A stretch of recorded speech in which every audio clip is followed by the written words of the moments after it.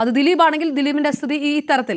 ബോച്ചെ അകത്തുപോയി, രാഹുൽ മാങ്കൂട്ടത്തിൽ എവിടെയാണെന്ന് അറിഞ്ഞു, ഒരു MLA-ക്ക് ഒളിവിലിരിക്കേണ്ട സ്ഥിതി ഉണ്ടായി. ഈ പരസ്യ പിന്തുണ കൊടുത്ത് കുഴിയിലാക്കുകയാണോ ചെയ്തിരിക്കുന്നത്?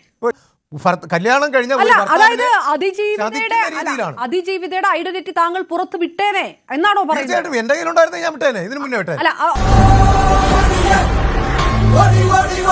മെൻസ് കമ്മീഷന് വേണ്ടി നിരാഹാരം ഇരിക്കും എന്നൊക്കെ പറഞ്ഞുകൊണ്ടാണ് രാഹുൽ ഈശ്വർ അകത്തേക്ക് പോകുന്നത്. അതായത് നിങ്ങൾ പറയുന്ന പല വാദങ്ങളും നിയമത്തിന്റെ മുന്നിൽ നിയമവിരുദ്ധമാണ് എന്നുള്ള ഒരു തിരിച്ചറിവ് ഈ നിമിഷത്തിൽ താങ്കൾക്കെങ്കിലും ഉണ്ടാകുന്നുണ്ടോ?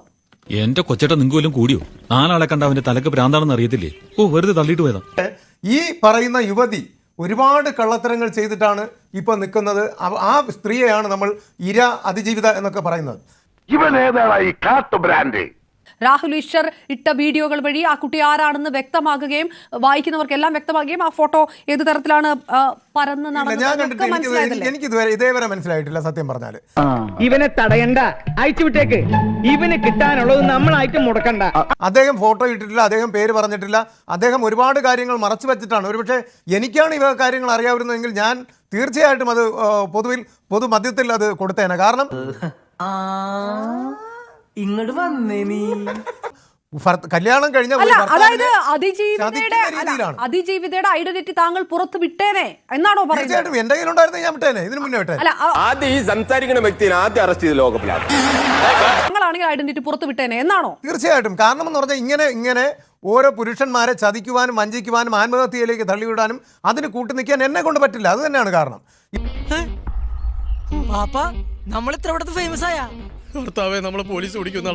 ഇവിടെ എന്ന് പറഞ്ഞാൽ ഒരു ഭർത്താവായിട്ടൊരു വ്യക്തി, അയാൾ ആരെന്ന് പോലും അറിയില്ല, അയാൾ ഇത്രയും എന്തുമാത്രം സഹിക്കുന്നു എന്നുള്ളത് മനസ്സിലാക്കണം. കാര്യം അദ്ദേഹത്തിന്റെ ഭാര്യയാണ് വേറൊരു യുവാവിൽ നിന്ന് ഗർഭം ധരിക്കുന്നത്. എന്തോന്നാടോ ഇത്? എവിടെ നിന്ന് കിട്ടിയോടോ ഈ ഉണ്ടാക്കണേ? ഒരെണ്ണം കൊടുക്കട്ടെ സാറേ. ഇപ്പോൾ വിവാഹം കഴിഞ്ഞിട്ട് എത്ര നാളായി? നമ്മളൊന്ന് ചിന്തിക്കണ്ടേ? ഒരു വിവാഹം കഴിഞ്ഞൊരു പെൺകുട്ടി വേറൊരു MLA-യുടെ ഒരു കുഞ്ഞിനെ ഗർഭം ധരിക്കുക എന്ന് പറഞ്ഞാൽ അത് ആലോചിക്കുന്ന ഒരു ഭർത്താവിൻ്റെ മാനസികാവസ്ഥ എന്താണെന്ന് എനിക്ക് നന്നായിട്ട് അറിയാം.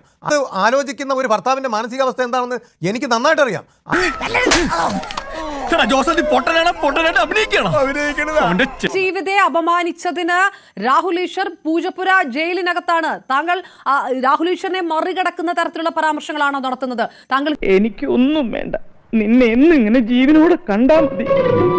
ഒരു കുറ്റബോധമാണ് തോന്നുന്നത് ഈ സമയത്ത്. ഇങ്ങനെയല്ല, മെൻസ് അസോസിയേഷൻ ഒരു വാക്ക് പറയുമ്പോൾ അതിനെന്തെങ്കിലും നിങ്ങൾ ഉദ്ദേശിക്കുന്നുണ്ടെങ്കിൽ ഇത്തരം വൃത്തികേട് വിളിച്ചു പറയാനുള്ളതല്ല മെൻസ് അസോസിയേഷന് വേണ്ടിയിട്ടുള്ള നിങ്ങളുടെ സമരം. നീ എന്താണ് ഒരു വരി? ഞാൻ പറഞ്ഞില്ലേ ഈ പുലിവാലൊന്നും പോണ്ടത്? പുലിവാലാക്കിയത് നീയല്ലേ? പറഞ്ഞതുപോലെ ചെയ്യാവൂ. കൂടുതൽ കോൺട്രിബ്യൂട്ട് ചെയ്യാൻ പോയി തെറ്റ് ചെയ്തില്ലല്ലോ. അതല്ലേ രാഹുൽ ഈശ്വർ തെറ്റ് ചെയ്തുവെങ്കിൽ തെറ്റ് ചെയ്തു എന്ന് ഞാൻ പറയാം. പക്ഷെ അദ്ദേഹം തെറ്റ് ചെയ്തിട്ടില്ല. തെറ്റ് ചെയ്യാത്ത ഒരാളിനെ ഞാൻ എങ്ങനെയാണ് അദ്ദേഹത്തെ കുറ്റം പറയുന്നത്? ഇവൻ നമ്മളെ കുഴപ്പിക്കാനുള്ള പരിപാടി, ഇവനിതിൽ എന്തോ കൈയുണ്ട്.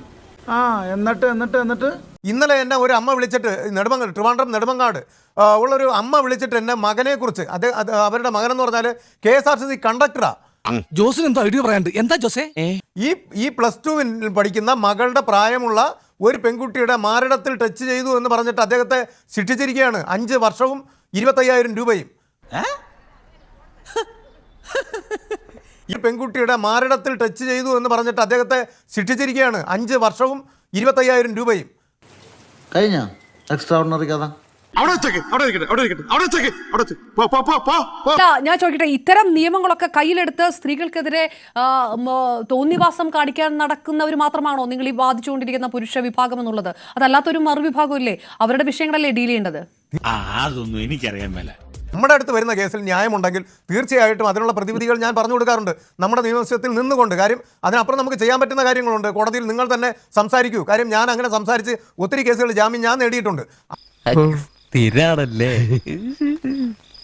നിങ്ങൾ മാധ്യമ ശ്രദ്ധ, സമൂഹത്തിൽ ശ്രദ്ധ കിട്ടാൻ ഒറ്റയടിക്ക് സമൂഹത്തിന് വ്യക്തമാകും ആരാണ് തെറ്റുകാരെന്ന് പറയുന്നവർക്ക് വേണ്ടി എല്ലാം വാദിക്കാൻ ഇറങ്ങി. അത് ദിലീപ് ആണെങ്കിൽ ദിലീപിന്റെ സ്ഥിതി ഈ തരത്തിൽ. ബോച്ചെ അകത്തുപോയി, രാഹുൽ മാങ്കൂട്ടത്തിൽ എവിടെയാണെന്ന് അറിഞ്ഞു, ഒരു MLA-ക്ക് ഒളിവിലിരിക്കേണ്ട സ്ഥിതി ഉണ്ടായി. ഈ പരസ്യ പിന്തുണ കൊടുത്ത് കുഴിയിലാക്കുകയാണോ ചെയ്തിരിക്കുന്നത്? നീ എവിടെ പരിപാടി അവതരിപ്പിച്ചാലും ഇത് തന്നെയാണല്ലോ നിന്റെ വിധി. ഒരിക്കലുമല്ല. ഈ ബോച്ചയുടെ കാര്യം പറഞ്ഞു. ബോച്ചെ ജയിലിൽ പോയി 2 ദിവസത്തിനകം ഇറക്കുമെന്ന് പറഞ്ഞു. അദ്ദേഹം 2-3 ദിവസം, 4ാമത്തെ ദിവസം അദ്ദേഹം ഇറങ്ങി. അദ്ദേഹം ഒരുപാട് ജനപിന്തുണയോട് കൂടിയിട്ടാണ് ഇറങ്ങിയത്. അദ്ദേഹത്തിന് ഏത് തന്തയില്ലാത്തതാണ് പറഞ്ഞത്? ഇനി വരുന്ന ദിലീപിന്റെ കേസ് ഇപ്പം നമുക്ക് ഉടനെ അറിയാമല്ലോ എന്താണ് നടക്കാൻ പോകുന്നതെന്ന്. അവിടെ ഒന്നും നടക്കില്ല, അദ്ദേഹത്തിനെ ശിക്ഷിക്കാനുള്ള ഒരു വകുപ്പുമില്ല.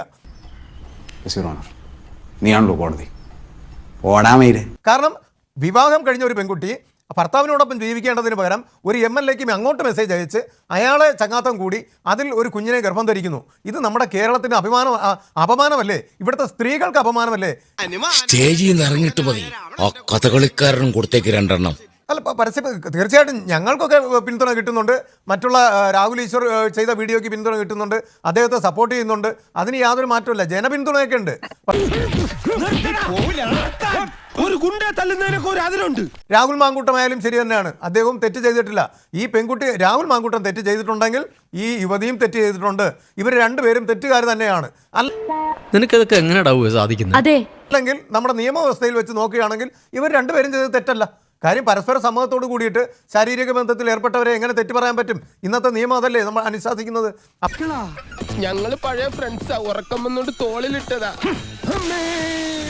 2 ഓലക്കീറോ വെള്ള തുണി എടുത്തോളൂ എന്നെ മൂടാൻ. തൂക്കിയെടുത്ത് വണ്ടിയിലോട്ട് ഇടണോ? ഇനിയും തല്ലാൻ കൊണ്ടുപോകുന്നെങ്കിൽ ഒറ്റ അടിക്കാൻ തീർത്തേക്കണം. ഇല്ലെങ്കിൽ എല്ലാരും കൂടെ എടുത്തിട്ട് ഇടിച്ച് എനിക്ക് ഇങ്ങനെ നടന്ന് നിറയിക്കാൻ വയ്യ. അനിയാ പോട്ടെ, അമ്പിമോനെ പോട്ടറ. സാറേ ഒന്നും വിചാരിക്കില്ലേ മക്കളെ, മാമനോടൊന്നും തോന്നല്ലേ?